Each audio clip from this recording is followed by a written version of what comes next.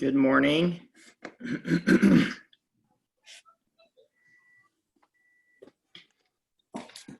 How are y'all?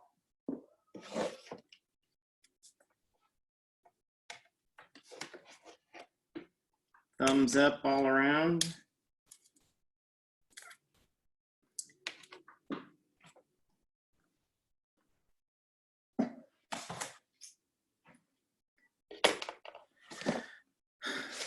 So could y'all say that this is the best quarantine you've ever been in? No.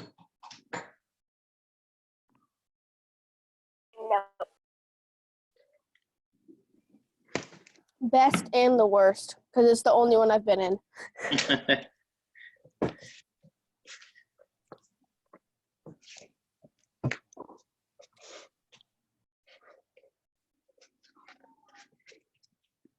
Cedar.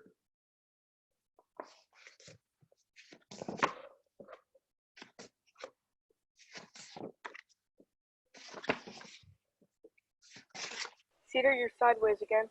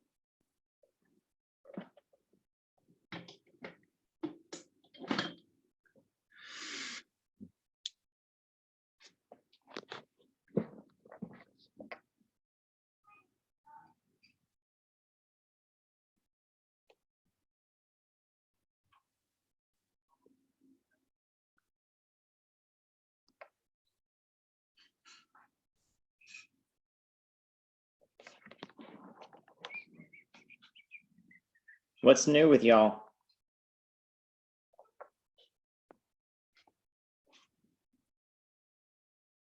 Did you change your hair, Henry?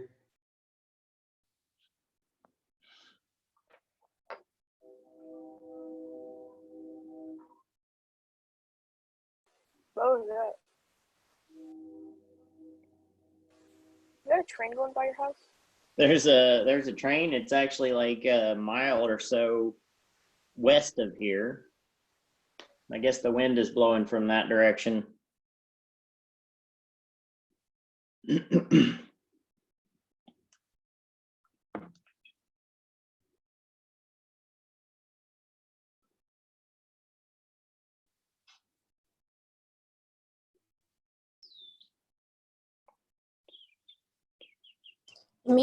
I made this the last week for my guinea pigs.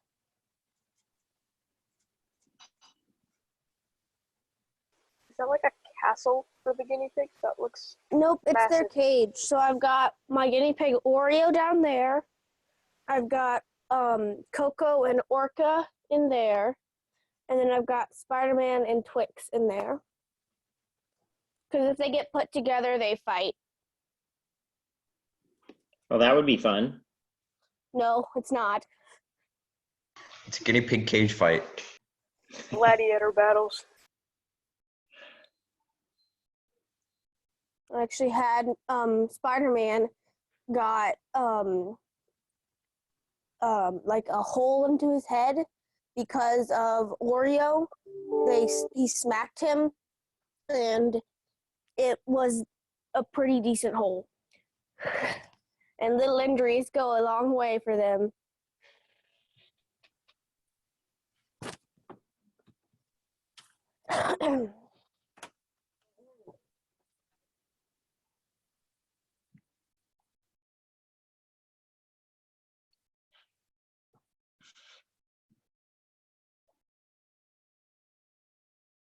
Oops, somebody left.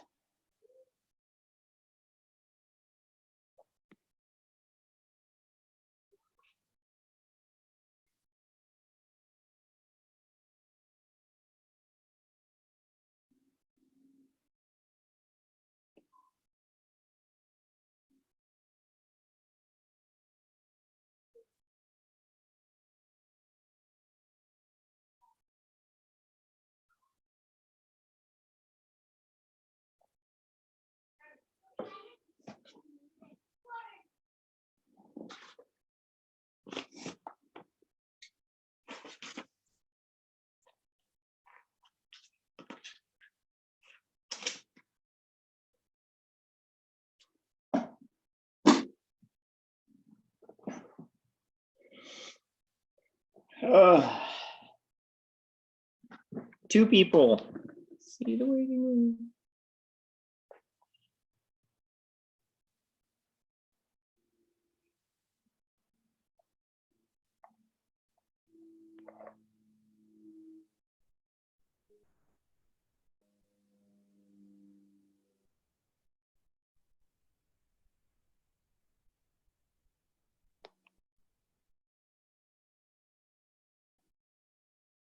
Camouflage of the utmost quality. Yeah, everybody on your picture is frozen though. There's nothing I can do about that. I had to just take a screenshot of. I take screenshots of classes every now and then just because, like, why not? And I want to remember people. But like, I have like 2 and then 3 from youth group, so I just use this one. And it kind of camouflages, and my face is half gone. That looks kind of cool, actually.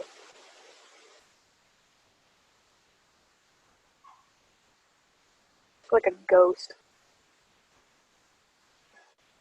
Apex Legends. I don't know what that is. Or goat fin. Duos? Bro, I forgot that that's coming out. Good job, Sam, you're cultured.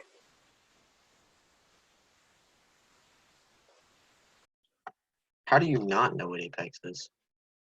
Mr. Sears doesn't, so. Mr. Do you Sam, guys see do my cat? Sam, you do realize that Mr. Sears has like 9 kids. You think he has time for games? Actually, you Yeah. might be surprised. If he had 9 kids, then you'd think he'd know about Apex Legends. Ooh, that's a good point. Well, Well, the majority of them are younger, and the Well- older ones don't exactly look like gamers.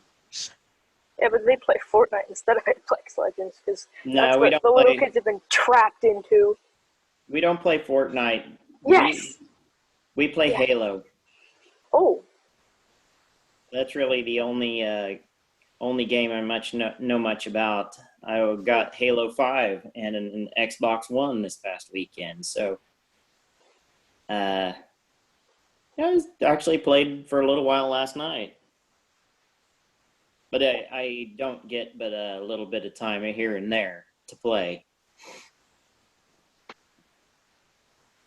But for your information, I have played. Well, I was gonna say every Halo, but now actually I'm falling behind because I don't have like the Master Chief Collection and.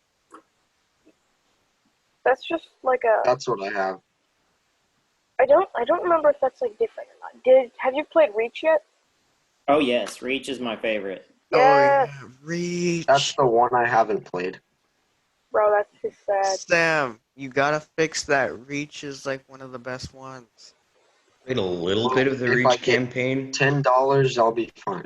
I'm gonna Because disappoint you you can buy all. it with the I Master haven't played Chief any of Collection. them.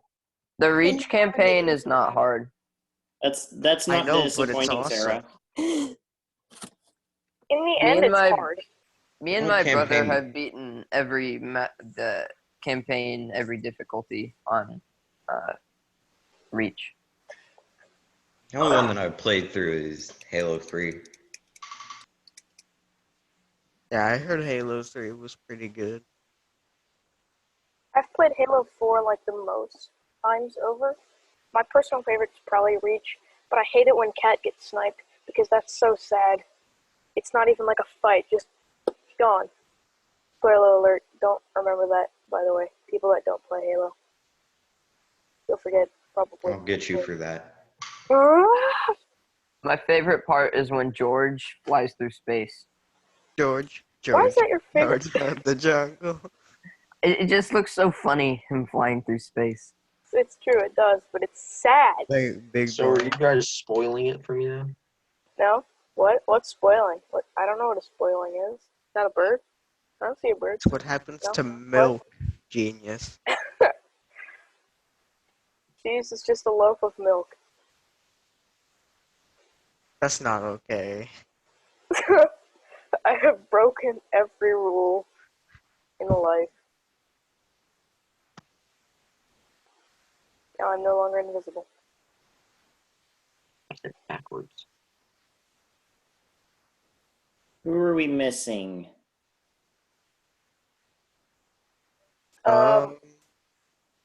Michaela. Kayla.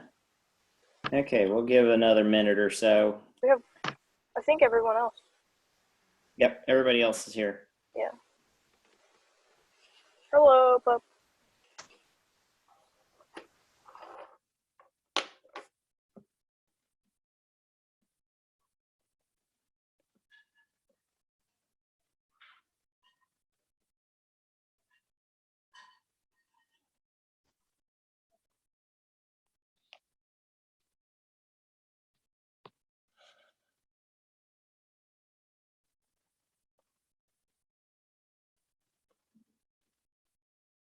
That is not the correct hoodie, Brady. Where's the science hoodie? In the laundry. Oh gosh, Cedar. where you Doesn't going? matter. Uh-oh. Cedar is scaring me. He has like the zip up face, but his little the wire sticking out of the top. The wire for my headphones is coming out of the top of the zipper. Spider-Man is charging after a long day of work. Wire from your headphones is coming off.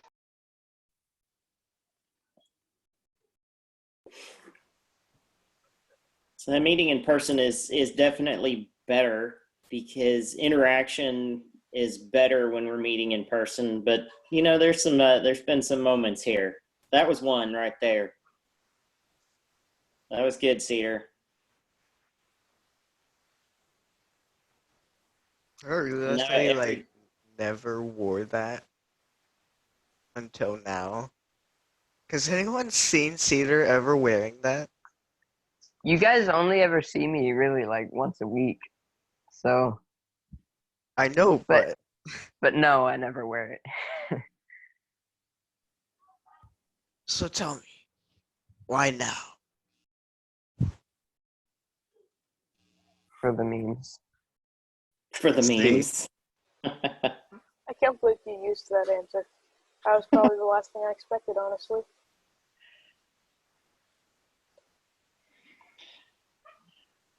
Well, hopefully Michaela will show up here, but I reckon we ought to get started. It's 10 after.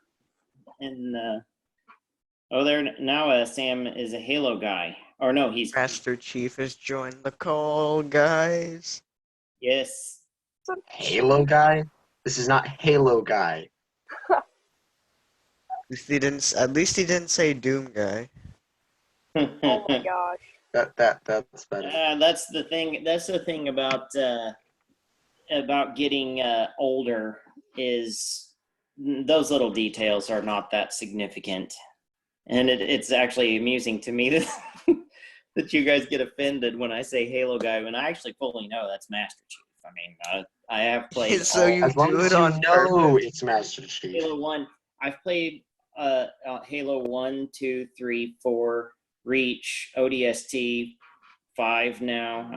I've only played a couple of missions in 5, but I don't know if I've played any other Halos. But it's not a it's a pastime. That's called a Halo. Once I'm done with it, once I'm done playing, I don't care anymore. So yeah, getting older is awesome. Okay. No, All right, so let's get started with sciencey stuff. Besides Halo, which that's science fiction, I suppose.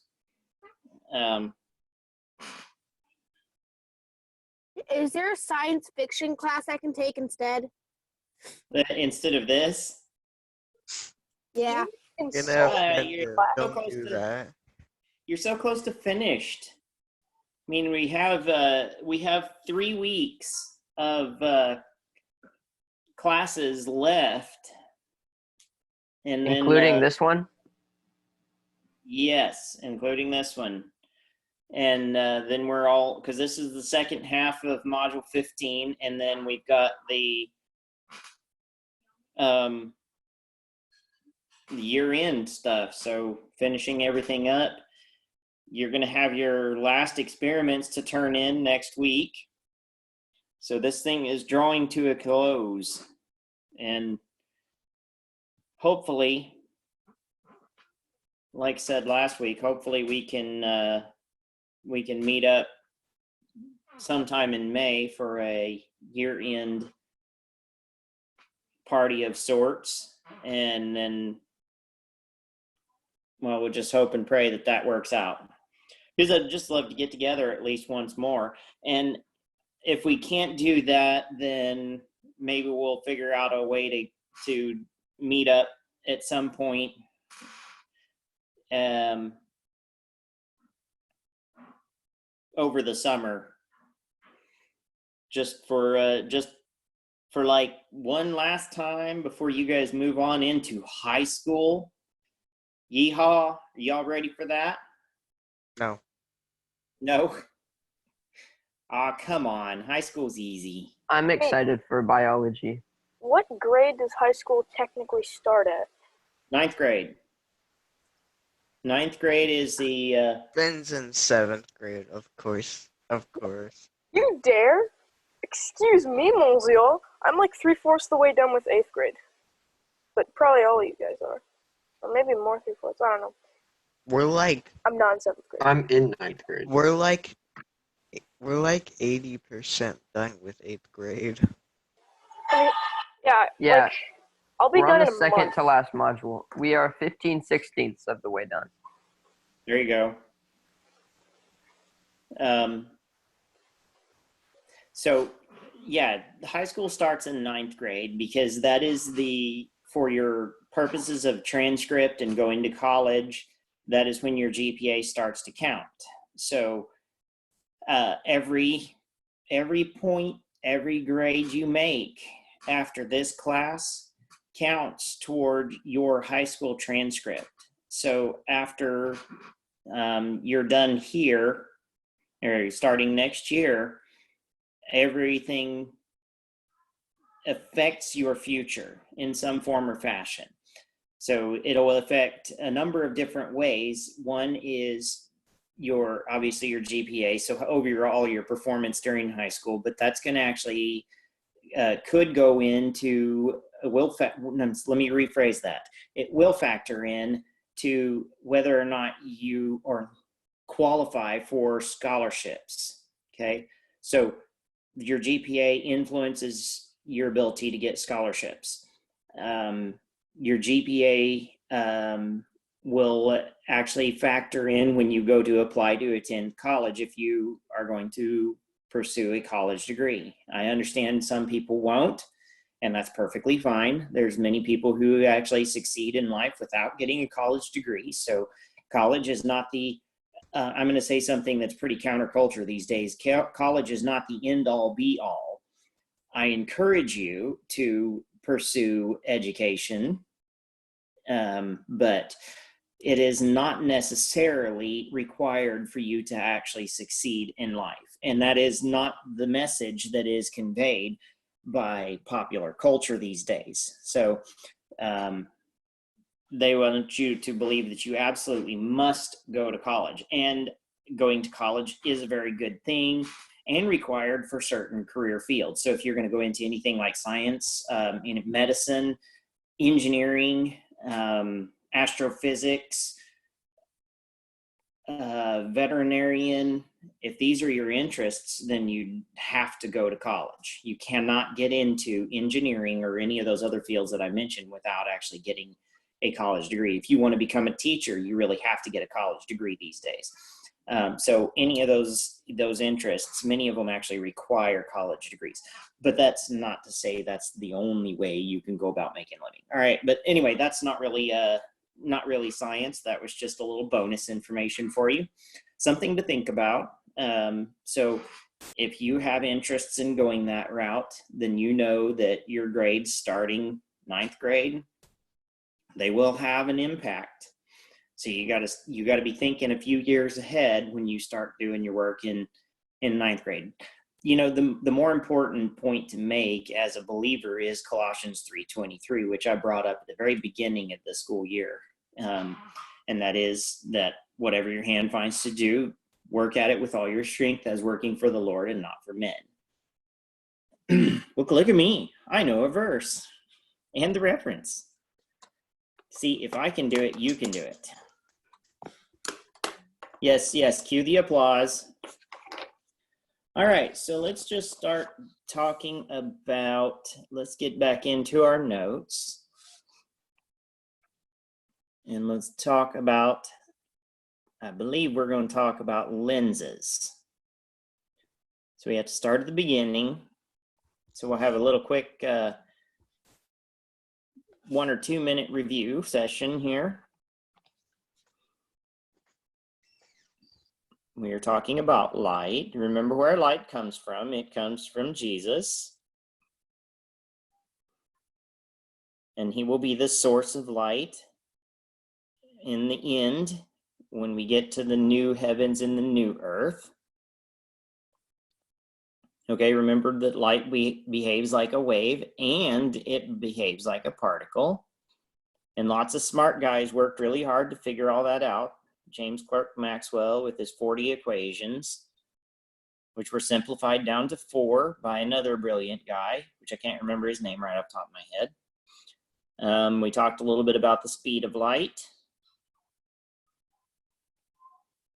I'm not going to rehash that. We talked a little bit about wavelengths, and remember that the wavelengths of light, the different wavelengths of light. Oh yeah, that's right. We talked about microwaving hot dogs. Okay, moving right along. Wavelengths and frequency of light and the electromagnetic spectrum, which runs all the way from X-rays at the far, let's see, this is my left. I don't know which side that looks like to you. My left over here. To left to right, so that's probably reverse to you. So right, my right to your left. So X-rays up here on the top end and gamma rays up here on the top end, all the way down to radio waves at the very bottom end of the spectrum, and the visible light spectrum in the middle. Okay. The visible spectrum, Roy G. Biv. We will talk about that some more today. Electromagnetic spectrum, ultraviolet rays. We talked about that last week. Keep on moving. I learned Roy G. Biv first from Sesame Street. Yeah. I learned it from my mom for the rainbow. His name is literally Biv. I ran and hid. I don't know where I learned it. I learned it in physical science as a teacher. I probably learned it when I was in school too, but I forgot it. And then when I started teaching this class again, I learned it. I relearned it. Congratulations. Okay. We learned about, or we talked a little bit about reflection. We drew some diagrams in refraction. That's where we got. Okay. This is what we talked about last week, and I showed you some, I drew some pictures for you of refraction, light bending, and these are the important things to remember. When light slows down, it bends toward the perpendicular, and then when it speeds up, it bends away from the perpendicular line being perpendicular to the surface which the light hits. We kind of sketched that a little bit last week, so you need to make sure you don't get those two things mixed up.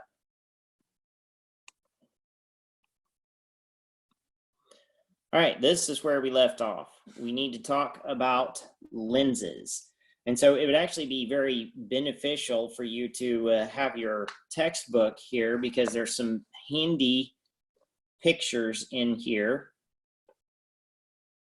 And I'm going to actually do a little bit more screen sketching here for you, just because I think sometimes it's helpful to see it drawn out. But lenses are actually really kind of they're a complicated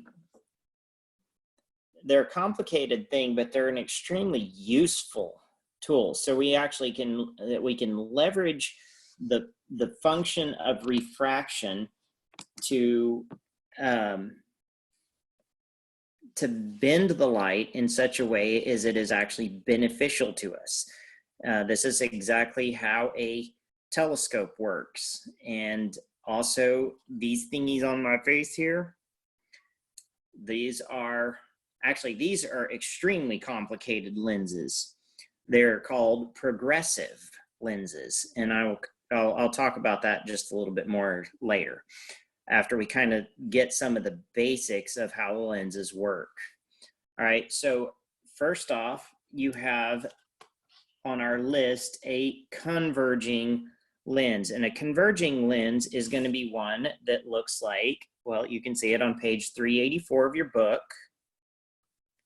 A converging lens, I should have this blue. A converging lens is basically one that's going to be bowed out on each side. Now that looks like a lemon. So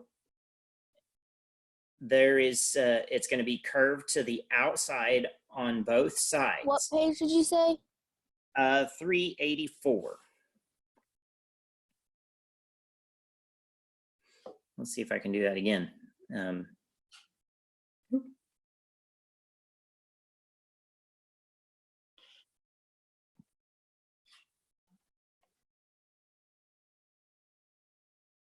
There we go. Maybe it looks like a banana. Just put an end on it here. That does not look like a banana. Well, maybe it's just a little bit swollen banana. What bananas are you eating? It's a pineapple. Oh, pineapple? So then I would need to make it have a crown. So like this. Oops. That's a lemon. That's so obviously a lemon, but not Lemon. I like lemons. Lemon. Okay, so in any case, we have our curving lens like so. And if we're gonna, let's take a, let me clear the screen here. It's actually harder to draw with this than it is to draw with my whiteboard markers.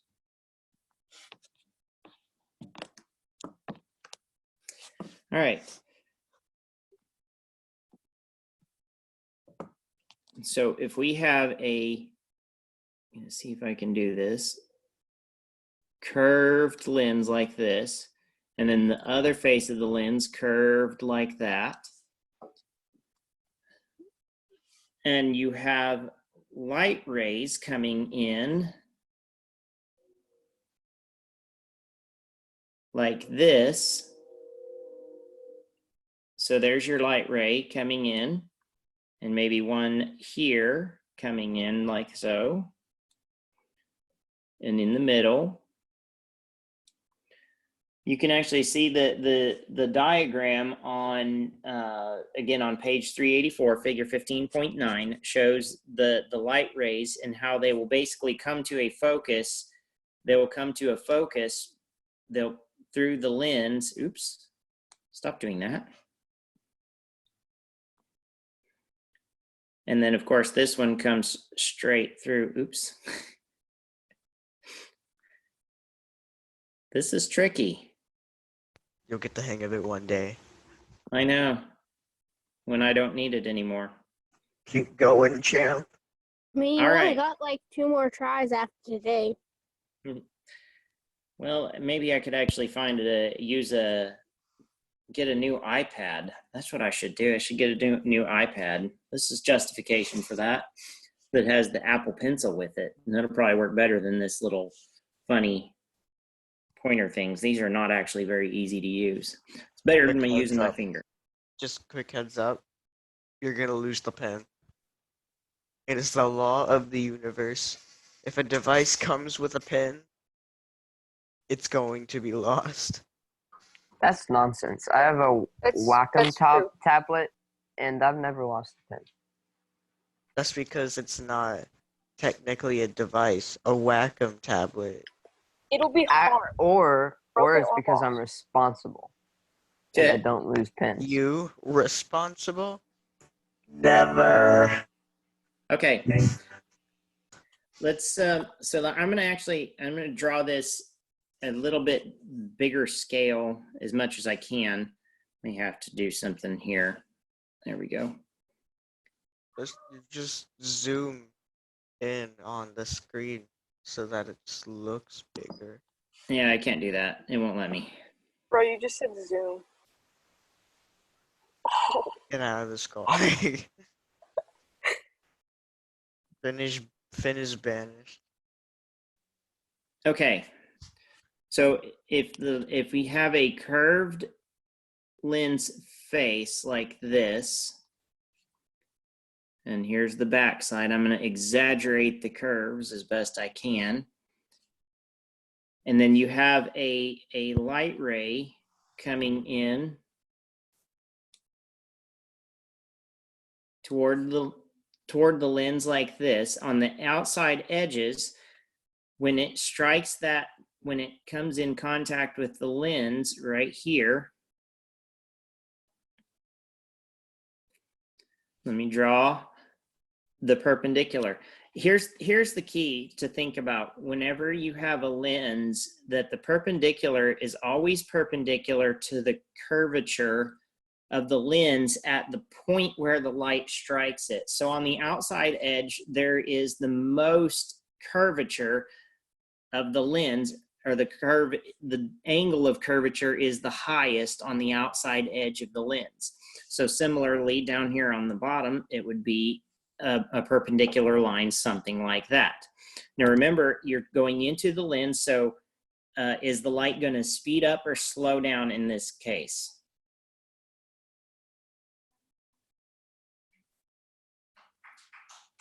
You can answer. Slow down. It will slow down. That is correct. Okay, when it slows down, which direction is it going to bend? Away.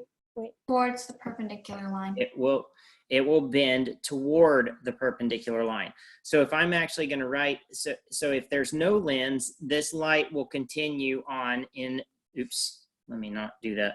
Change my color again. The light wave or light ray is going to continue on in this direction if there is no lens, right? But since there's the lens and the light is slowing down, instead, what it's going to do is it's going to come in the middle. It's going to bend toward this black line, which is representing my perpendicular. And then it's going to go till it hits the other edge of the lens. Well, then let's see what it does at that point. So let me erase this line because that's not the way the light is going to go.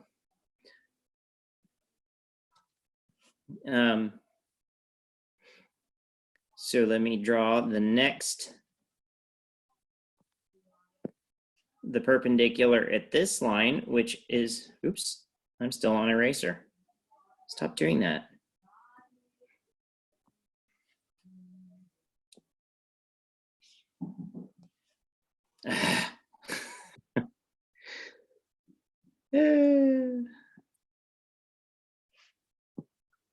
Try again, Mr. Sears. And I'm still on the eraser, even though I told it to switch.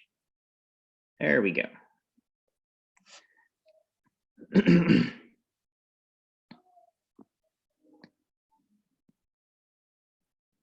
This tool is not very user-friendly. I will say that.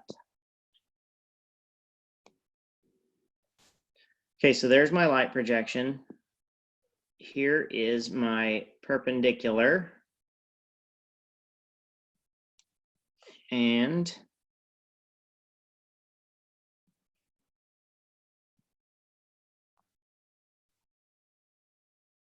actually, let me draw that perpendicular going all the way through the lens. So there's the perpendicular line. And we're going to exit the lens. So let me draw now the projected light ray, which is going to follow the line it already was on. So that's projection. That's not what it's going to do. That's just what it would do if there was no lens or no change in material. Now, it's going to exit the lens. Is it going to speed up or slow down when it exits the lens? Slow down. Speed up.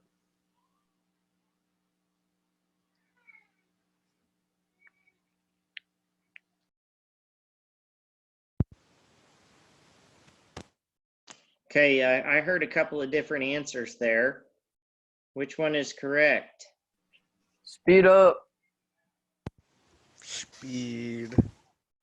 Okay, yes, it will speed up as when it exits the lens.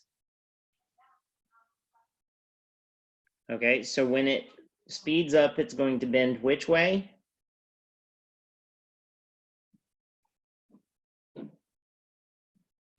Away from the perpendicular line. Away from the perpendicular line. So right now, this is our angle right now. So the angle of the actual light ray is going to be bigger. So it's going to bend because it's going to bend away. So now the actual light ray will go this way. So that you can see the angle of the actual light ray is more than the angle of the projected light ray. So, and obviously on the other side, it's going to come in, the light ray would come in like so.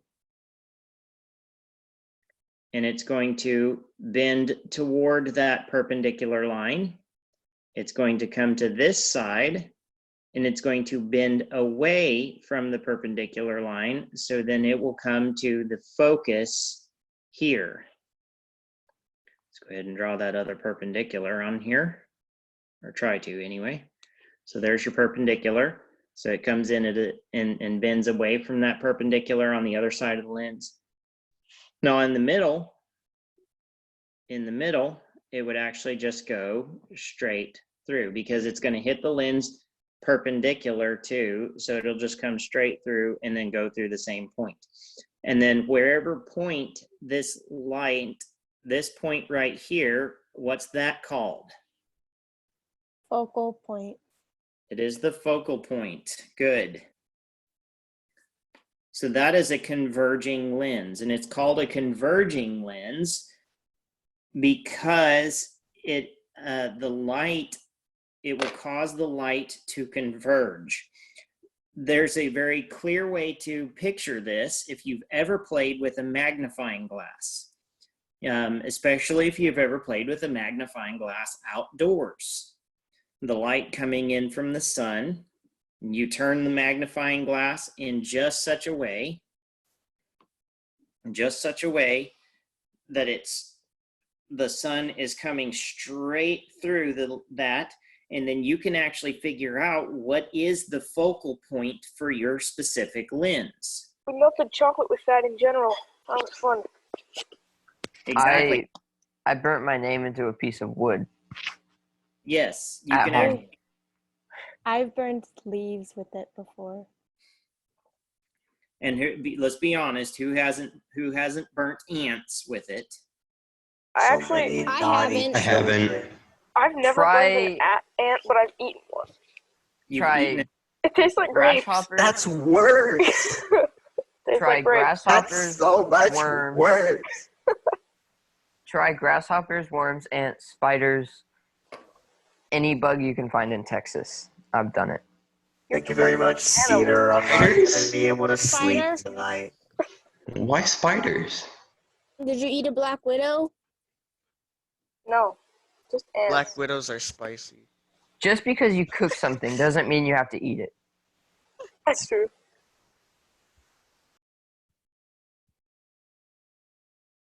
All right. Never so talking about this again. I don't have to go through that conversation again. Oh, are we microwaving things now? Okay, again, No. moving on.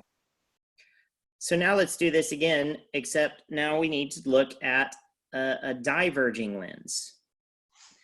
If you go back before I do that, just let me just say, if you haven't ever actually experimented with a focal point of a lens, just trying to figure out exactly what it is or where it is, you should try that at some point in time where you can go outside and focus the light using a magnifying glass on, say, like a non-flammable surface, like concrete or something like that, and you can actually see when that light gets to be a sharp point. It's actually, I don't know. It's just kind of one of those things that's interesting to do. Maybe it's one of those things that just boys like to do.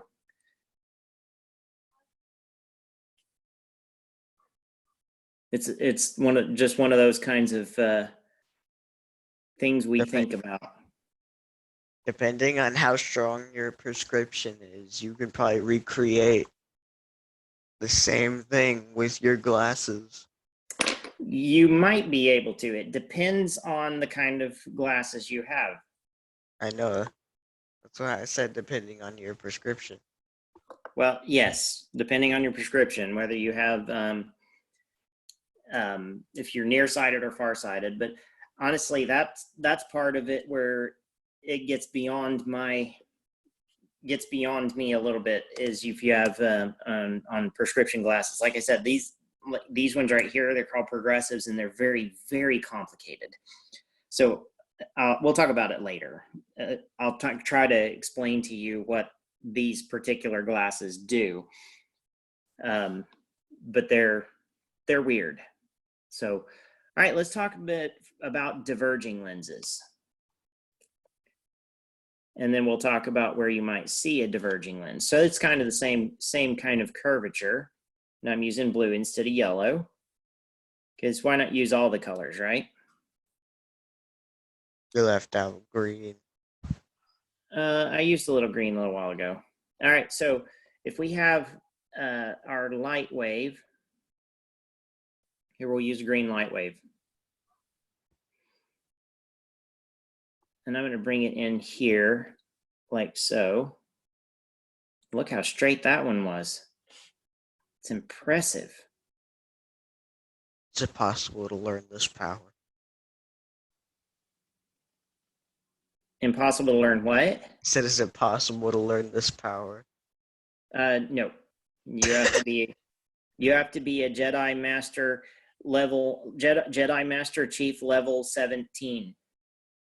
At least. Pretty sure that's not a thing. You just said It is Jedi now. Master Chief. That I did. The He highest said level Jedi would be Master Jedi Chief Knight. level 17. Because I knew that would actually, I knew that would throw you all off. That is inexplicable. You're just trying to make me Keep very- your universes straight. Yes. The multiverse? Now we talking about multiverse? No. That's That exists. what? That exists. Uh-huh. Mm-hmm. And Mars Yep. is the Garden of Eden. Okay, I'm done. Well, actually, I do know that there was a thing called unicorns at some point in time, but that's actually easier to prove than the multiverse. We'll just say that. All right. Anyway, so this is a diverging lens. And what this one's going to do is, as this light wave, the green light beam comes in. Now let's do the projected light beam from that is actually going to be along this line. Oops, and I'm doing it not in green. All right, so let's try this again. So that is terrible. You get the idea. So here's the projected light. It's just getting worse. There's the projected light. Why is it a Right. bunch of dots? I'm trying to make a dotted line so you can say it's not the actual line, it's just projected. But yeah, that's why I didn't want to erase it, because it would actually do that. Okay, so let's try this again. Just do the pen. All right, so here is my perpendicular line once again, a rough, very rough perpendicular line. And then here is the projected line of the light. It's going to follow a line something like that.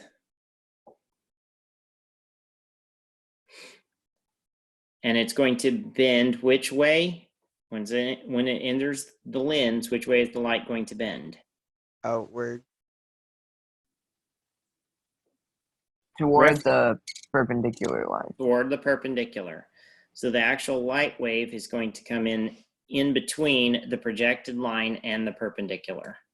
So something along that right there.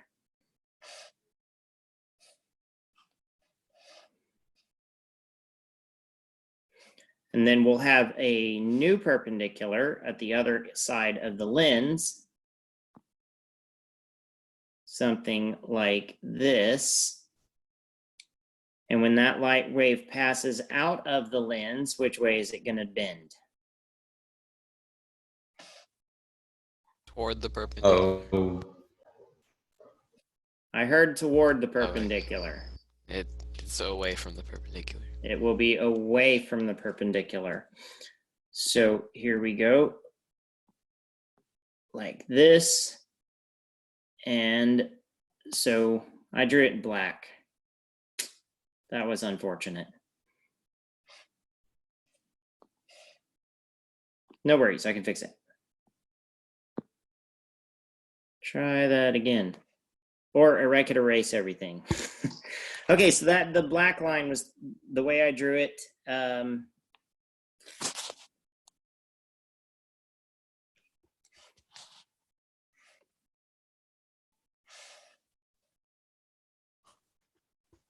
Okay, so when it comes in, let's draw it again on the bottom side. I'm not going to draw the perpendiculars and stuff, but we know that the projected and the bottom side, the projected light would go this way.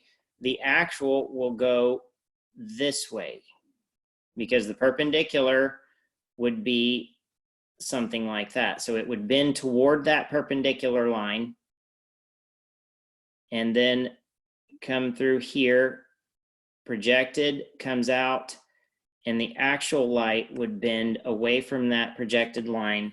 So the light is going to come through, bend this way, and then bend again on the outside edge of the lens. So it gets, if a diverging lens, it gets two bends. Now, where would actually you find a diverging lens? We know where we can find a converging lens. Where would you find a diverging lens? And you got an idea?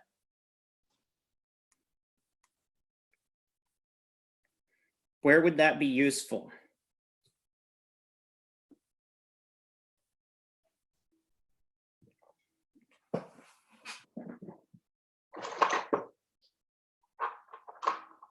They're gonna get the glass pyramid. A Prism. what? You A getting prism? a prism? No. Could it be a telescope? A telescope is going to actually use a converging lens. Here's where I would actually expect to see it.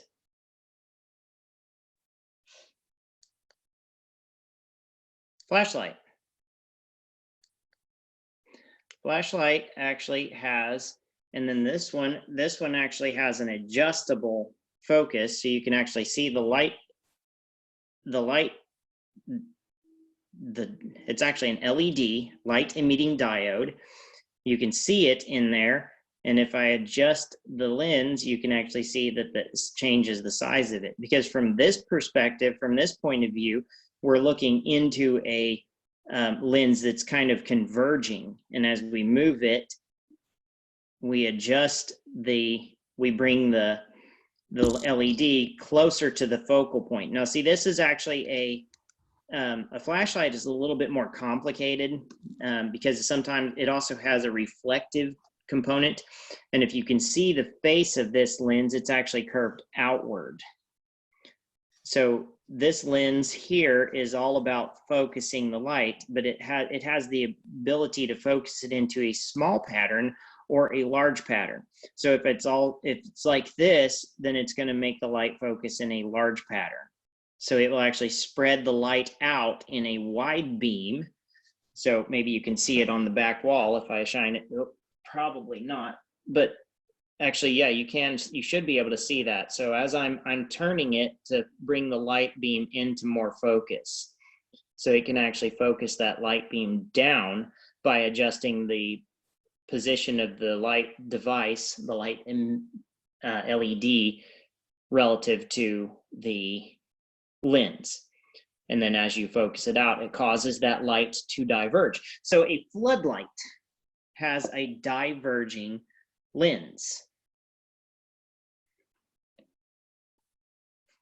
So it could cause the light to come in and spread out as far as it can. So there you go. There is a quick rundown of lenses, a very brief discussion of lenses. Now, my progressives, let's talk about that for a second. Let's just see if you can see what they look like through the camera. I look weird without my glasses on now. I wear these all the time now. Kind of bigger through the glasses lens than without it, which looks funny. Well, let me use them backwards. See what's happening? Okay, this is the bottom portion of the lens, or the top portion of the lens. And if I move it quickly into place, there's not a lot of change in the way I look on the camera. So this is with the lens, that's without the lens. Not much difference. And I'm using it backwards, so it's probably not going to make a huge difference. But as you bring the lens or the focus lens down, you can actually see it's having more effect. And probably if I move it back, you can see now it's actually operating the reverse of what it does. That's amazing. It's operating the reverse of what it does. So what these lenses do, these lenses, like I said, are progressive. So up here at the top part of it, it's basically a what we call a multifocal lens. So a single lens that actually has multiple focus lengths. So I have at the top part, I have got it set for good distance vision. I am what's called farsighted. My eyes work great for anything that's a long distance away. Like I can see my computer screen just fine from here. But what I have a hard time with is anything that gets closer to my face. So like I can't actually focus on my hand at about this distance, which is approximately a foot away from my head. Now, if I put my glasses on, I can look through the lower portion of the lens. I look through the lower portion of the lens and it changes the focus. So I can actually see things up close much, much more clearly. Just because my eyes, well, it happens with aging. It's just a fact of life.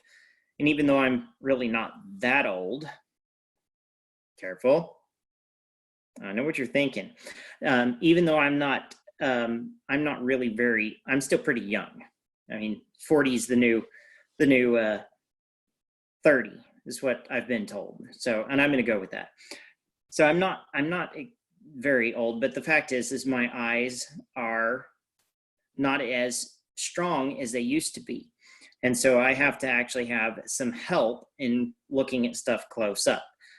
It's just, everybody's going to go through it in some form or fashion. Some of you actually, if you wear glasses now, likely as not, it's because you're nearsighted. So you can't see things that are far away. I just think, I see Sam shaking his head. I think that it's more common. I'm both. You're both? So do you have more? I have a spot right in the middle where I can't see. Sam's just blind. Yeah. Do you have you wear multifocal glasses or are they single focus? I have no clue. Okay, they're probably single focus. So they help you in a certain range. But many of you probably are nearsighted. So you can't see things everything at distance is fuzzy. And I'm the opposite of that. So I can see things that are far away, I can see just fine. Things that are close up, I struggle with. So that's these things. And The lenses, I don't even really understand fully how these things work, how these particular glasses work, but I do know that they help. But they're bending the light differently because of the way they shaped the way the guys that made the glasses, the way they shaped the lens makes it bend light differently in the lower portion of the lens.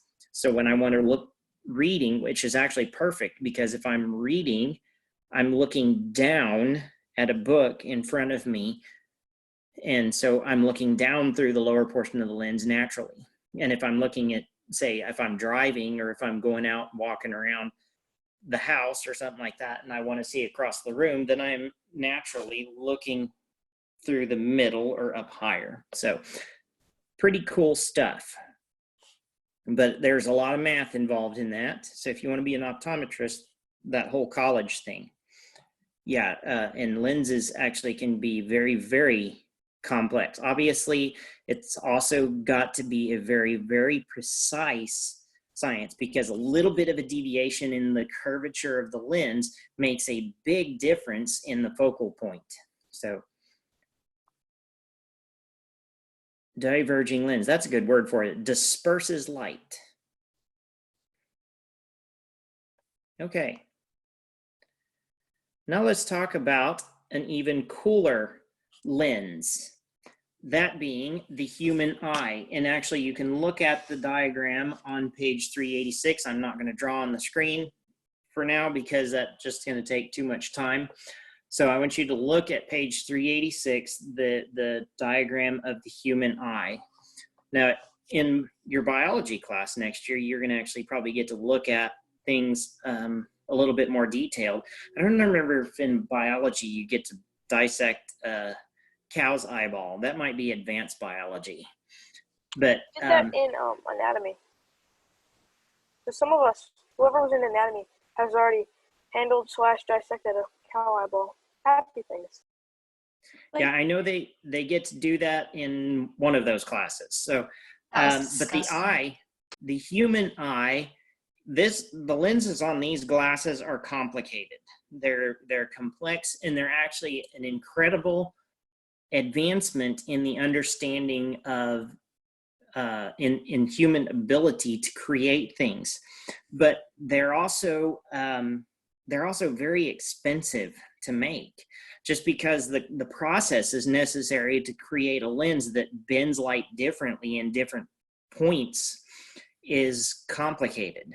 And so, and again, it has to be very, very precise, because just one more little thing about these glasses. If I try to look through over here in the corner, I can't see well at all. It's very blurry over in the corner. Unfortunately, you can't see that through the camera. But if I try to look out at this way, everything's out of focus. It turns very blurry because there's just a small space in here that I can look through and actually have the glasses work. So we're very limited in what we can do with our lenses. We can make a lens that'll help in a certain focus range, but nothing like the human eye. The human eye is an engineering marvel, and you don't have to do the math in order to use it. But your eye has to change to be able to focus from different lengths. And you should know this, because if you're sitting reading a book for an extended period of time, and then you look up, it might take your eyes a half a second or so to refocus on what it is you're looking at that's a farther distance. If you pay attention, you can actually sense that. You look something close and then look away and kind of get a sense of how much time it takes for your eyes to focus on the new point of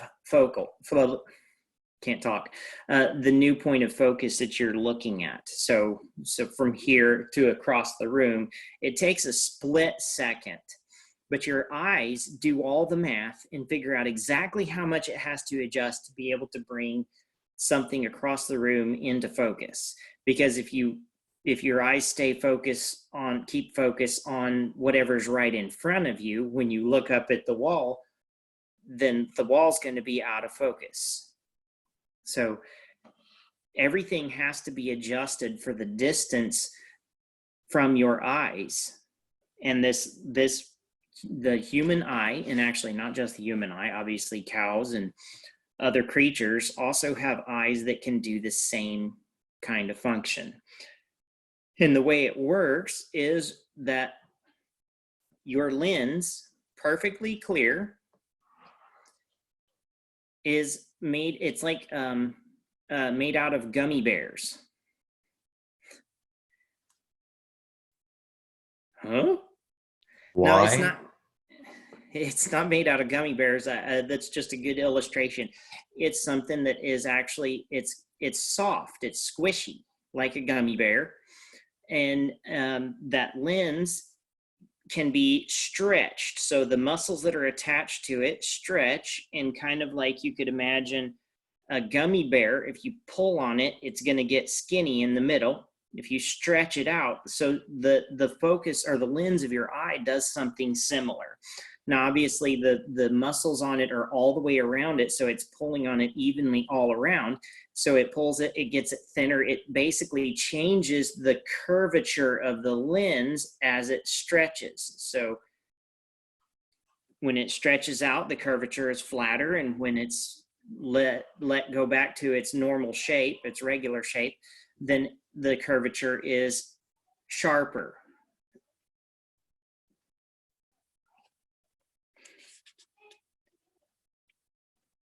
So that, like I said, the math of how much the focus changes is very precise math. It's a lot of probably angles and trigonometry. You have to calculate distances. And when you take that stretchy lens and you stretch it out, not only does it change the curvature of the front and back, but it also changes the width. So all of that has to change, all that has to adjust so the focus is correct. And then of course you also have the iris, which controls how much light is allowed to come into the lens. Because if you ever go and have your eyes dilated, you'll know about this, that you're highly sensitive to light, that everything seems brighter because the iris, the iris is actually, and that's the color part of your eyes. The iris is opened up to allow the eye doctor to see into your eye. You see your retina more clearly to make sure your eyes are healthy. That's why they do that. And when it's opened up and it stays open, then your eyes allow too much light in, allow more light in. And so you can be highly sensitive to bright lights. It also messes with your eye's ability to focus for some time. So if you ever get your eyes dilated, that's kind of what's going on. And it's just a medicine that causes the muscles to contract for a while, or a chemical of some sort. All right. But the cool thing about it is that your eye does all that and figures it all out. You don't have to even think about it. It's all automatic. It's a completely automated system, requires no input from you. You look at something and it comes into focus. And it just knows how to do it. And that actually, to me, that's something that just kind of boggles my mind, is because I understand the complexity of lenses and how difficult it is to figure out exactly how do I focus this object that is this distance from me. I can focus that. And I have to know exactly what the curvature of the lens needs to be in order for that object to be in focus at that distance. And then the human eye does all that for me. And then if I move back, I can actually be focusing on a particular object. I can move back from that object and I can still retain my focus on it. So that's no small engineering problem. That is not a simple thing to figure out. That's the point I'm trying to make. That is something that is actually extraordinarily complex, and actually just it's wonderful in my mind. My mind goes to Psalm 139, which talks about how I think the psalmist says that he is fearfully and wonderfully made. And that's very, very true, illustrated very clearly in the function of the eye. To me, as an engineer, just understanding what it takes for that to happen. We've been able to do that with cameras. We can make autofocus cameras that actually have lenses that move, but that's all we can. We haven't figured out how to make a perfectly clear lens that's stretchy so we can actually instantly change the shape of the lens and make it come into focus. Humans haven't figured that out. So, okay, so that's the lens, that's I the thought eye. contacts were a little stretchy. What's that? Contacts. Aren't those like a little stretchy? No. At least a little bit. No, well, I mean, they probably are, but you're not, if you wear contacts don't stretch because they're actually out on the outside of the lens, on the cornea of the eye, not the lens. And so all they do is they're a supplemental lens, just like glasses. And they're fixed focus. They don't, contacts, as far as I know, can only be single focus. They might be able to make multifocal contacts, but I can't imagine how that would work. That may just be revealing how little I know, not actually a statement of reality. But since those are just out on the outside of the cornea, they flex a little bit, but they're not changing their focus. Okay, now as far as the sensor components of the eye, you have the rods and cones. Rods and cones take the light and convert it into electrical signals that the brain can interpret. So you see signals coming in, the lens does its focus part, the iris does its contraction, so the level of light coming into the lens is just right. So if you look outside, and because I've got a window here to my left, just right that way, so I can look outside and it's much brighter outside than it is in this room. So my irises adjust the light, lenses adjust focus. In about a second, I can see very clearly what's outside the window. All that happens.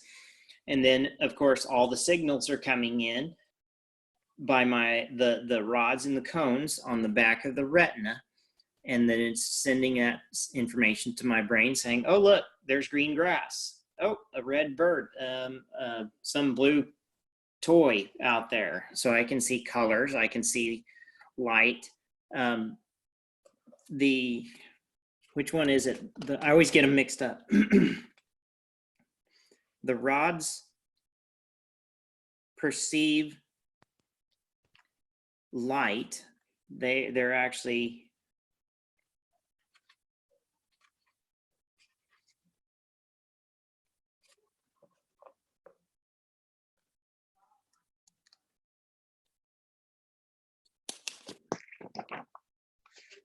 I can't remember which one it is. Is the ones that are that are sensitive to colors? I think it's the cones. Rods and cones. Yeah, no, it's the cone cells that are actually that perceive the colors. The rod cells perceive the presence and the quantity of light. So the rod cells are actually probably the ones that send the signal to the iris to adjust for the light, and they actually may have a major component to play in focus as well. So they actually detect definition. And then the cone cells are responsible for sending the color signals. Interestingly enough, there are only three types of cone cells, and they are capable of perceiving millions of different colors just with the three. And you're going to get to do experiment 15.5, which is always a fun one. If you haven't already done it, that's on your list of things to do for next week. If we had time, I would have us do it right now in our class, but we really don't. We have to kind of keep going through and talking about the different colors. All right, so those three types of cone cells, you have ones that you're good at perceiving, or that are not good at, but perceive red light. You have ones that perceive blue light, and you have ones that perceive green light. And those are the three additive primary colors, which means the colors of the light source comes in three different colors, mixed at different levels, can produce all other colors. So if you mix, you can actually look at your book on page 390, you can see this little handy little diagram. If you mix red and blue, you get pink or magenta. If you mix blue and green, you get cyan, and so on. If you mix red, blue, and green light, then you get white. So this flashlight here that I have is a white flashlight. So the light that is shining at the camera here, the light that might be shining in, that you can see, shining in your eye from my flashlight. Hopefully it's extremely bright flashlight, but it shouldn't be blinding you because you have the protection of a camera lens, but you can kind of see the lens flare as a result of it. That's kind of this little blue lens flare that I'm getting off of the actual camera. That's the camera that's actually seeing that. So when I line that blue up, that means I'm pointing the light straight at the camera. So that is emitting equal parts red, blue, and green light. So that is perceived by your eyes as white. So it's, if I was to take and cover this light with a red film, then your eyes would begin to perceive only a red. They'd only see the red light coming from it. So your cone cells that perceive blue and green light would be getting no signal. So you get red signal on your red cones and no signal on the other ones, then you see red. If you get green signal on your light, on your eyes, if I cover this with a green film and you get green signal on your eyes, then the green cone cells will be firing and saying, hey, I'm getting a signal, I'm getting a signal. Red and blue are like, don't see nothing. Red and blue cells are saying nothing there. Okay, so you would see green light, and your brain says, oh, I see green because my green cells are saying we're getting a signal, and the other two are saying no signal. So your brain says, okay, if I'm getting signal on this one, but not the other two, then that means it's green light. Okay, and same thing, if I'm getting signal with blue light and no red or green, then your brain says, oh, it's just blue light. So that's how it works, if you're getting a signal on one color, or if you're getting a signal of red and blue, then your brain is going to say, oh, I'm getting signal on red and I'm getting signal on blue, it must be magenta, and so on and so forth. So you can actually mix them in varying proportions, and that's how you get the other colors. But if I take a red film, green film, and a blue film on there, shine the flashlight, then you're going to actually see or perceive white again. It's actually pulsing, because an LED works it actually is turning on and off at an extremely high rate. So maybe 120 or 200 and some odd cycles every second that light is on and off. Okay.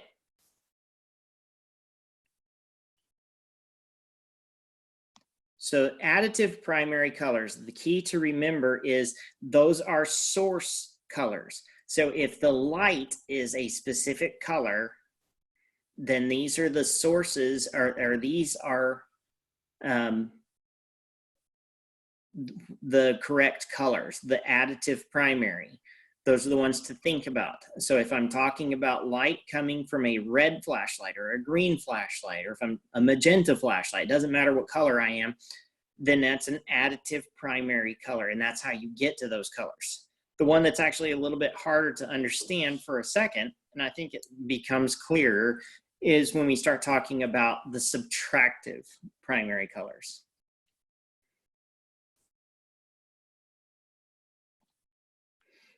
Okay, so let's talk about subtractive primary colors.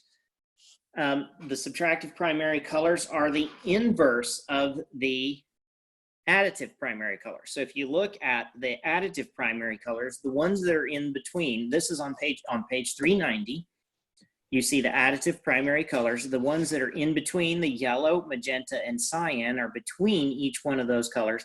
Those are the subtractive primary colors, which you can also see here on page 391. Cyan, magenta, yellow. And when you combine those in the fashion shown, then you get the colors.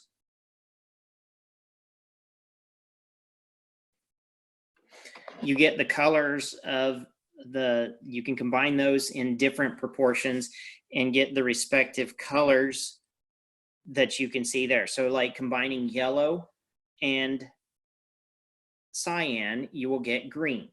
If you mix blue paint with cyan paint, you get blue. If you have a color printer at home, then you will actually see that it has 3 different ink colors. It has yellow, cyan, and magenta. So if you ever replace ink, or if you go to the store and you see ink cartridges,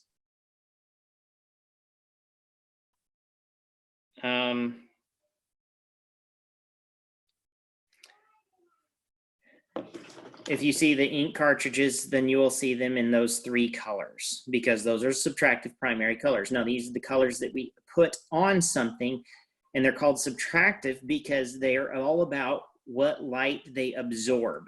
Or you can picture it as the absorbed light is what light they subtract. So looking at yellow light, or yellow paper, if we look at a yellow paper or yellow on a paper or a yellow car or a yellow pencil, whatever yellow object you see, if it's an object and it appears yellow to you, then that's because it's absorbing all colors that are not yellow.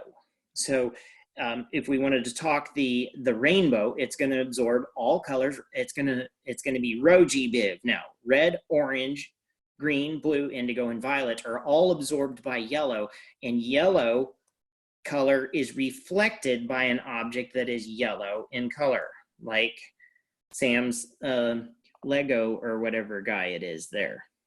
This is the world's smallest transformer. The world's smallest transformer? And it's yellow, so it must be Bumblebee, right? Yes. Haha. See, I do know a thing or two. That's it. Or 1. So similarly, if I have a cyan colored piece of paper or object, it's going to absorb all colors of light except cyan, which actually is made of a combination of blue light and green light. So cyan object is actually going to reflect blue and green light, and it absorbs all the other colors. So if we're going to talk and I actually spoke wrong. Let me correct myself in a second on the yellow. So let me finish with cyan first. Cyan is going to actually reflect blue and green light. So if I was to list the 7 colors of the rainbow, then it's going to absorb all colors except blue and green. So it will reflect blue and green, but all the other colors are going to be absorbed by a cyan colored object. So that's the key, is that's why they're called subtractive, is because it subtracts all the colors. So red, orange, yellow,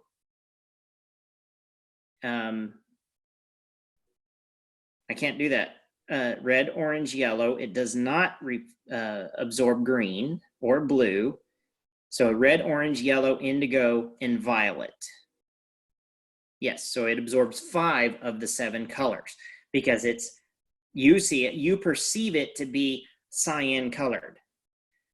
And the way you get cyan color is by perceiving blue and green light in equal parts.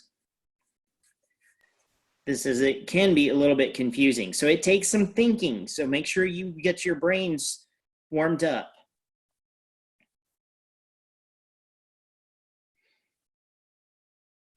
Okay. Let me correct myself on yellow. I said yellow absorbs all colors of the rainbow except for yellow. Well, it doesn't absorb yellow light, but it also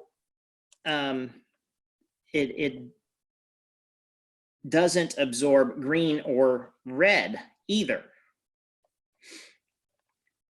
So if you have a yellow object, then it's going to, an object that appears yellow, it will absorb, let's see, everything that's not red, green, or yellow.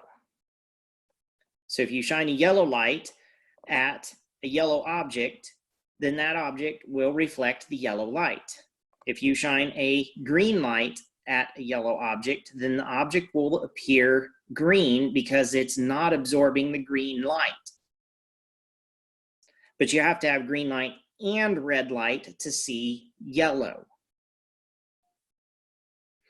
So if you don't have the red light, you just shine your green light at a yellow object, the yellow object's not going to absorb the green,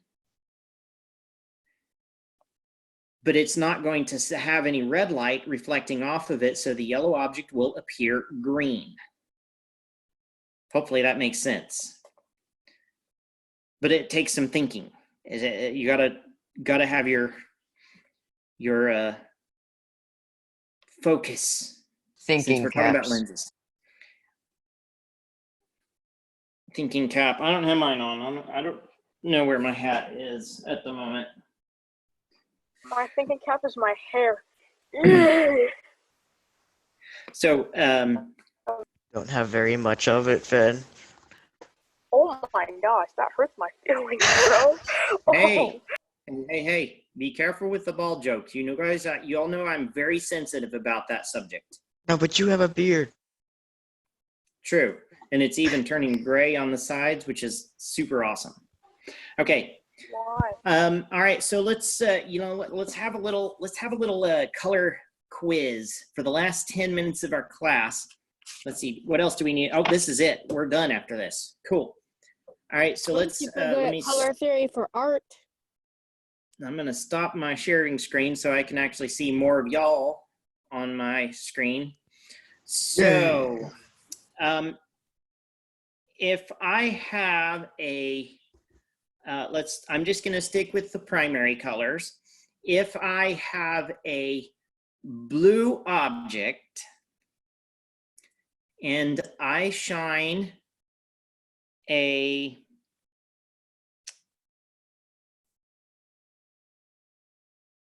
I have a blue object and I shine a green light at it, what color am I going to see? Cyan. Let's think about that for a second. Actually, Yeah, how about y'all think about it? Okay, think As- about what I colors. thought blue light and green light need to be present for cyan. Correct. But if it's just green light hitting a blue object, it's gonna be black, right? Okay, Or how is did it you gonna get be to that? green? Well, I remember from the like study guide questions, There's like there was literally a question there's a similar to chart. this. There's a chart with circles where the circles overlap and then the colors reveal themselves in their form of colorness of color. Yes. I remember from one of Stuff like the study guide questions, it was asking a question similar to this, and the answer was black. Okay, it might have been in the study guide. I'm just looking at the picture and I saying think what it it was. is. I think it was like if they put like a red shirt in a dark room, and then they shined a blue light on it. What color would the red shirt appear to be? Okay, well let's think about that. If you shine a blue light, or what colors of light do you have to have in order to see? Because all right, let's go back to my question.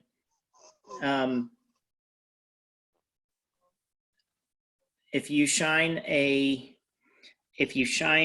green light at a blue object, say you're in a dark room, you shine in a green light at a blue object.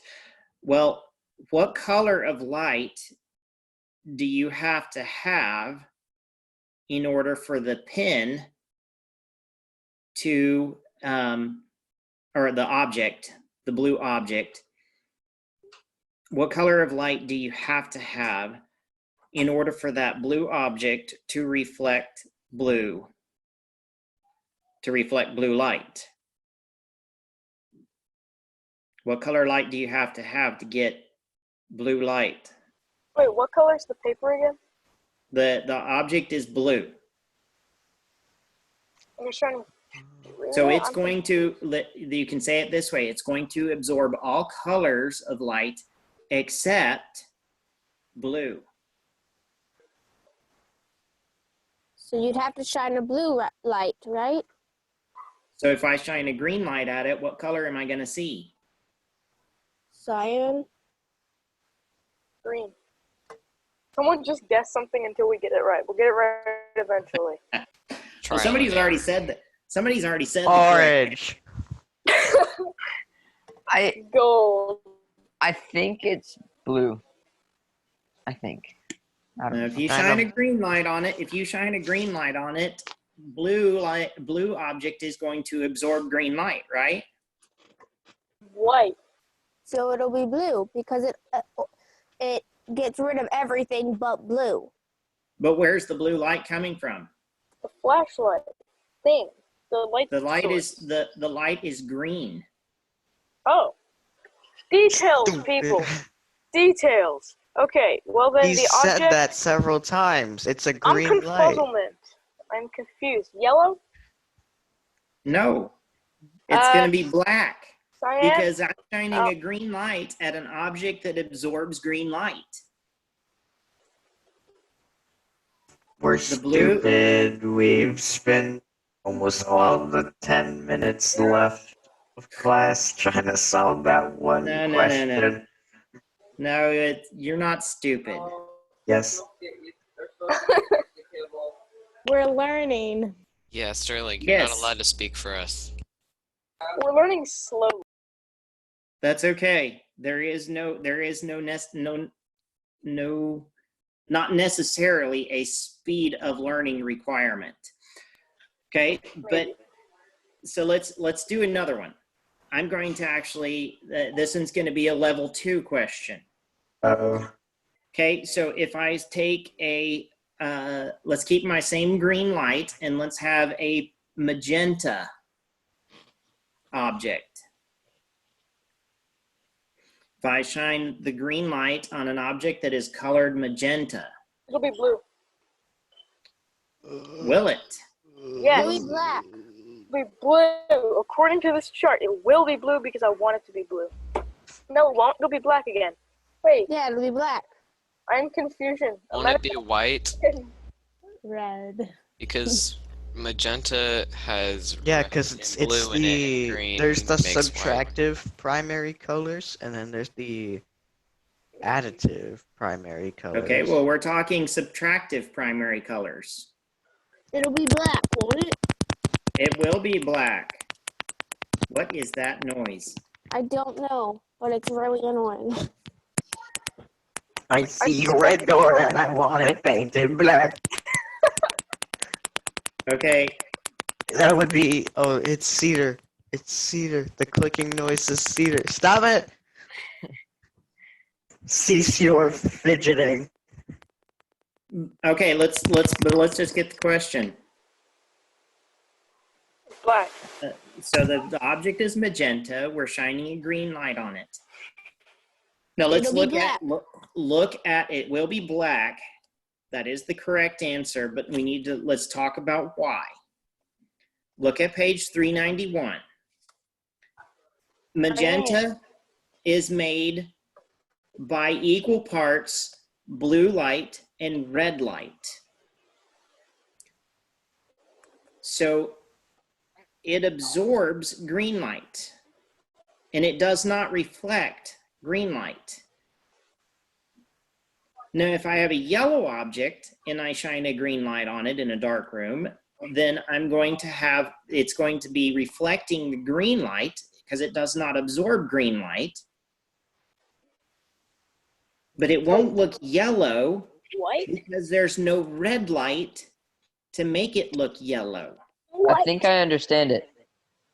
It's gonna be white according to my calculations that were Okay. calculated. Okay, I think I know how it works. Okay, Cedar. So, since we're working with a green light and we're shining it on a magenta object that is both equally blue and red, and green plus blue and red equals black, and magenta is blue and red, then plus green, it should equal black. If that makes sense to you. That's some questionable math. Yes, this is all math right here. Yeah. Well, actually, I can see how you're coming up with that. But it's wrong. But it's actually, but the thing to think about is that you have to, in order for you to see magenta, you have to be, the light or the object has to receive both blue and red light. So there has to be a light source that has both blue and red in it in order for the object to reflect red. Okay, if I shine a red light at a red object, then the red light will reflect off of that object because the red object is not absorbing red light. It absorbs the other colors. So if I shine a green light at a red object, there's no red in the green light. So that object is going to look black because all of the green light is being absorbed and there is no red to reflect off of it. So again, you're looking at, you got to think about what colors is the object taking away. So a magenta object will take away green. It will take away cyan light. Now, if you shine a cyan light at a magenta object, then you're going to see blue. Because there is a cyan light has green and blue in it. So a magenta object takes away green light. It's probably best not to consider all the colors of the rainbow because then it gets a little bit, some of the colors in the rainbow, like orange, is made up of, see, there's an orange circle on here, it depends, but it's made up of 3 parts magenta plus 2 parts yellow. That is one color of orange. So the book isn't going to ask you to determine it on a more complicated scale. You can stick to what's on this circle. So if I have a magenta object and I shine yellow light at it, if I shine a yellow light is made from equal parts red and green. So what you're going to see is the green light is going to be absorbed by the magenta object, but the red light will reflect off. So if I shine a yellow light at a magenta object, then the object, or the color that I will see, the color of the object will appear to be red, because my eyes are perceiving the red light coming back, but I don't have the blue light bouncing off of it. I don't have a source that's giving me blue light that makes it where I can actually see the equal parts of red and blue that I need to make magenta. So if that's a magenta object with yellow light will look red. So again, it's a little bit complicated. I recommend that you take a look at that and start kind of running through those and try to figure them all out. Okay, so if I have a cyan object and I shine a red light on it, it's going to be black because I need green and blue light in order to see cyan. So red light doesn't have green and blue in it. So my red, what I'm going to see if I'm shining a red light at a cyan is the cyan object is going to absorb the red light, and my eyes, the cone cells in my eyes are going to perceive there is no light coming. So it's going to perceive that all light being bouncing off of that object is coming back, is being absorbed,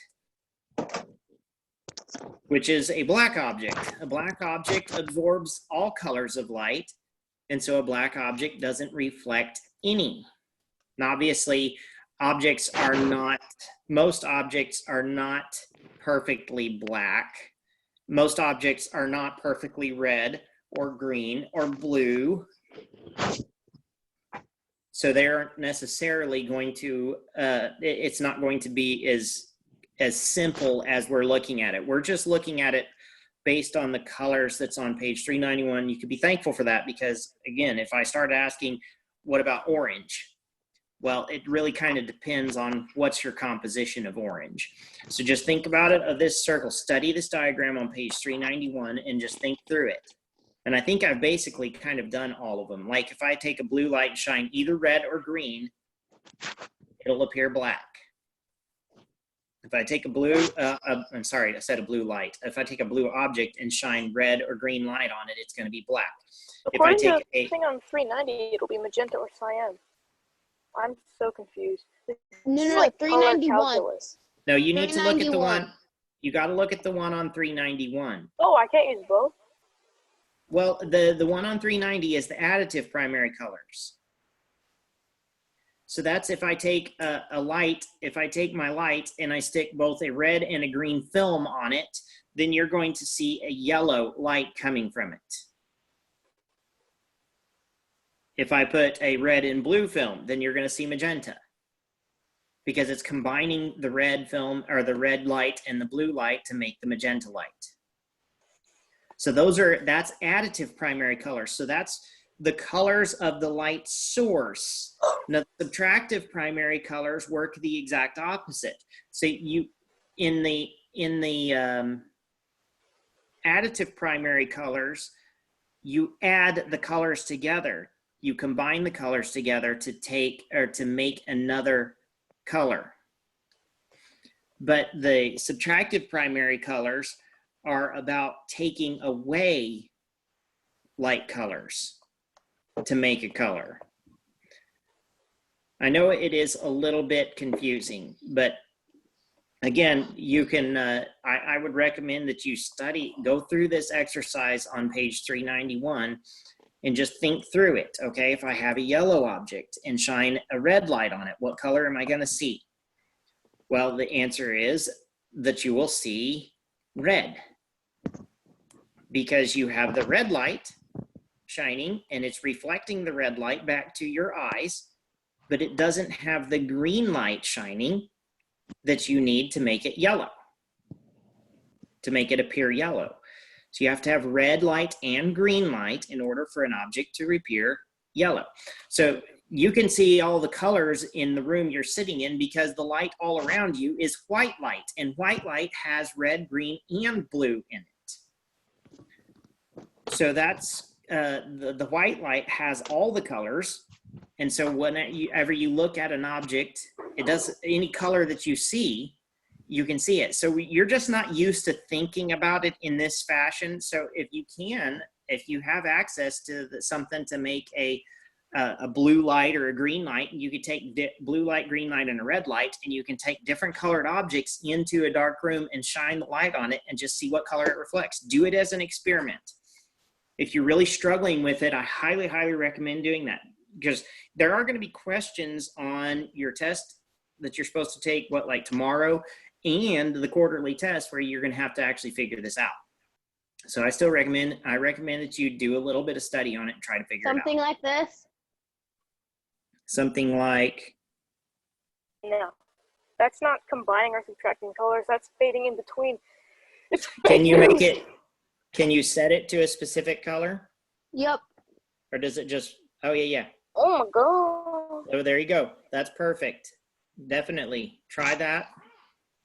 And then go into it, take that into a dark room and test some different colored objects and just see what it does. That'd actually be handy if you have access to something like that. Otherwise, if you just have some blue film that you can put over a flashlight, or red film that you can put over a flashlight or something along those lines, then that would work too. All right, well, we are out of time. I have 2 questions for people. 1, Cedar, what were you eating? It looked like egg, bacon, waffle, something. Well, it wasn't bacon. It was deer sausage, cheese, egg, and hot sauce.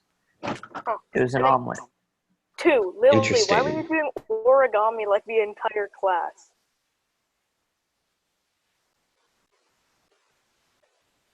Cue the Who was- crickets. I don't know, I just wanted to.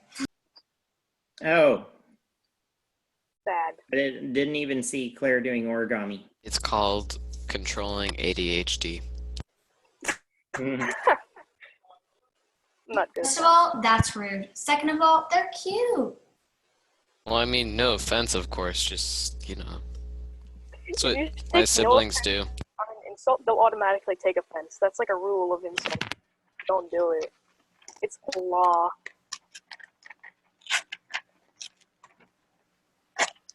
Yep, Sarah is already on it. She's gonna do this experiment. Wait, Sterling, what's your background? I'm so confused. Nobody We must expects the have- Spanish Inquisition. 3 Musketeers. No, it's the Spanish Inquisition. How do you get a Hey. live thing as a background? I don't know.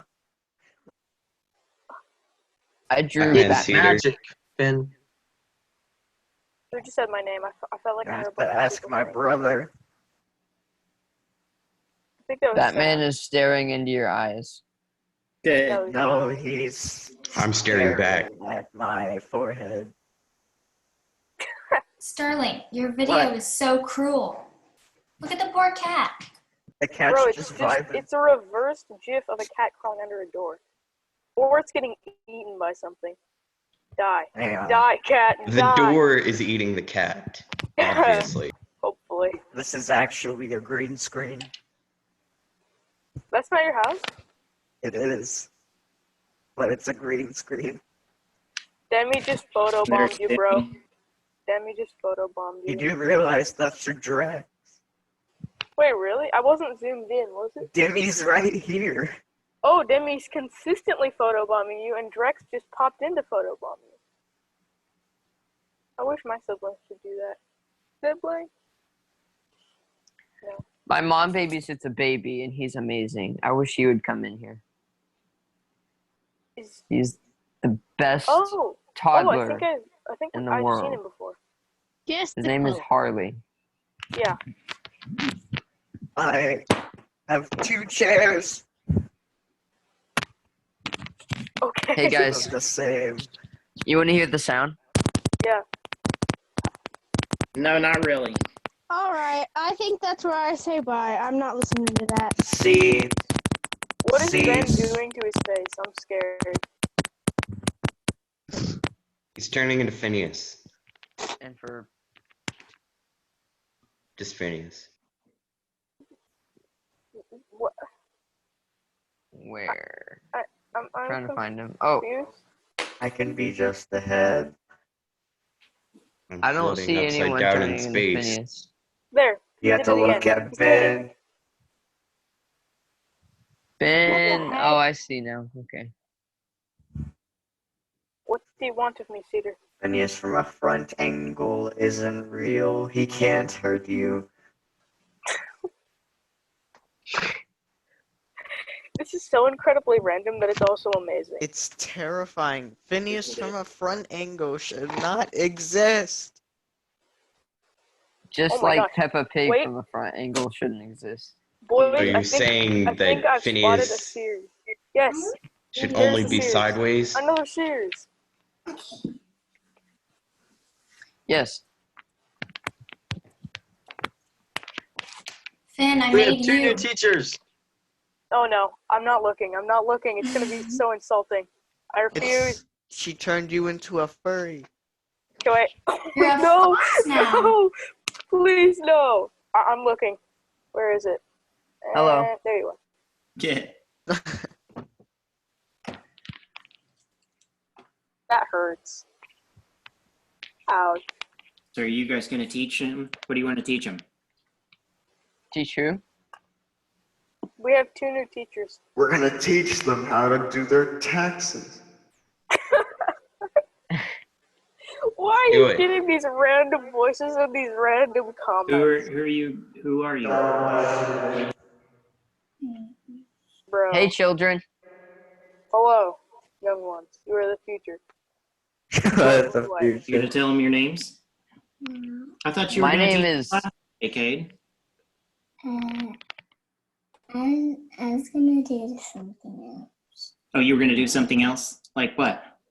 Like different things. Can you teach us about Halo? No. They're not the ones. They're not the ones that. Emily's upside down too. Can you tell him your name? Brady, your dog. Doggity dog. Wait. Bring back dog. He's adorable. He has to eat. I will What's his join name? you in space. We are upside down Gimli. space gang. Oh, Gimli. I remember that. Gimli. Sam, what is your serial number? BT7674. Oh my gosh. Oh, who is that again? I know it. I'm gonna sit here until you figure it Person. Uh, out. It's not a person. no, it's the robot from Rogue One, is it not? No. It says No, BT. it's That's BB-8. Bluetooth. It's 674. BB-8. No, BB-8. no. Blue- Really? This is Bluetooth. the Titanfall robot. That's what it was. It's Titanfall. Titanfall 2's Yeah. He goes in BT. BT7674. How did I not remember that? That's so I don't sad. know. Okay. I'm disappointed in I myself. feel bad for you, Effie. And your disappointment. I don't even play Titanfall. Does anyone Just know experience if you it can? one time. Does anyone know if you can change your background on a phone? Yeah, You no, probably I don't can. think you can. You can if you have an can, iPhone I 11. just don't know how. You can if you have an iPhone 11. Okay, well, I can assure you I do not. Just buy an iPhone 11 so I have the purpose of putting Yes, the Just- background in it's your that phone. simple. They're half off right now, I think. Wow, half off. I can Yeah, like that makes a big It's difference. half off $1 million. It's like $400 or something. I don't know how much. I I would be only- able to buy it. I would be able to buy it in like not long because I mow lawns and I have a profit. It's actually more than like 400. I think they start at 750. Well, I'm trying to get $2,000 anyway. For what? That is Why? so much Cintiq. money for a child to possess. That's like political power right there. It's Cintiq. You know what a Cintiq is? No. No. It's Wacom. basically. It's Isn't it? basically. What? It's a Wacom device, isn't it? It's a tablet. Well, yeah, it's like a tablet, but it's you can draw straight onto it, and it's like big. It's like a TV kind of, and you draw onto it. I have a tablet to where you draw like onto it, but you look at the computer, but that's Wait. not as good. Cedar, are you I trying have to one get of something those. like this? Yeah, let me turn off my background. Are you trying to get something like this? Yep, that's basically exactly what it is. If you can draw onto the screen, then yeah. That's weird. Yeah, you draw on the screen. You can have it at an angle on the stand. Yeah, what I want to try to do My is draw sister like does that. comic books. I'd be happy with what you have, Cedar. It's not good. Have you ever tried one? Nope, don't have one, but I want one. It's I not. have It's one. not that good. They're Whoa. cheap too. Holy It's not that crap, good. bro. What do you have, Cedar? It's a Wacom tablet, but instead of drawing straight onto the screen, you have to draw onto the tablet and look up at the screen. Oh, yeah. I've used those before. I actually still have a couple of them laying around the house. That the Sterling just broke reality. well, I did. guys, I'm bummed to have to be the bringer of rain, but we gotta log out because there's another class that's supposed to start in 12 minutes. Bye, condigos amigos.